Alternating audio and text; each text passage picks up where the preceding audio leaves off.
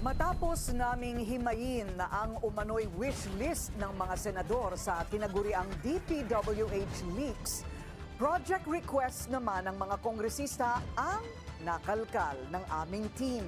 Sino-sino ang nangunguna sa listahan? Alamin sa ikalawang bahagi ng exclusive agenda report ni Joash Malimban. Muling nakakuha ang Billionaire News Channel ng ilan pang bahagi ng tinaguriang DPWH leaks. Ang mga dokumentong nagdedetalye sa mga umano'y proponents ng mga ilang proyekto noong binubuo ang DPWH budget proposal para sa 2025 National Expenditure Program o NEP. Sa bahaging ito ng aming ulat, ilalabas namin ang ilan sa top proponents mula sa hanay ng mga kongresista. Nangunguna sa listahan si Bohol 3rd District Representative Christine Alexi Tutor na umano'y may 2.7 billion pesos worth of sponsored projects. Ikalawa si dating Batangas 6th District Representative at ngayon Executive Secretary Ralph Recto na may 2.4 billion pesos. Top 3 naman si ang Probinsyano Party List Representative Alfred De Los Santos na may 2.1 billion pesos worth of sponsored projects. Sunod sa listahan si Negros Oriental 2nd District Representative Manuel Sagarbarria na may 2 billion pesos worth of sponsored projects. 1.6 billion pesos naman ang nakalista sa ilalim ng pangalan ni Palawan 2nd District Representative Jose Alvarez. 1.6 billion pesos din kay Leyte 1st District Representative at dating House Speaker Martin Romualdez. 1.5 billion pesos naman kay Noy Surigao del Sur 2nd District Representative Johnny Pimentel.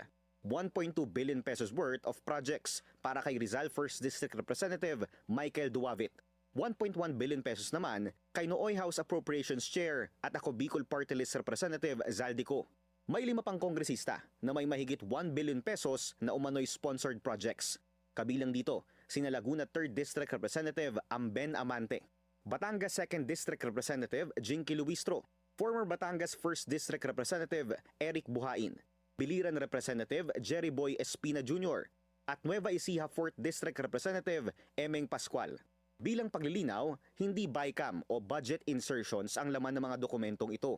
Ito ang mga line items para sa DPWH budget proposal na ipinepresenta at pinagtatalunan sa Kongreso bago maging General Appropriations Act o GAA.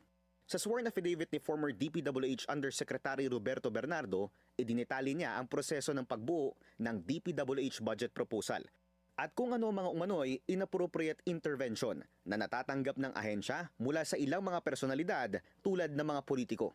Ayon kay Bernardo, nagsisimula ito sa consultation stage ng Regional Development Council sa DPWH, local government units at iba pang stakeholders ng nasabing lugar.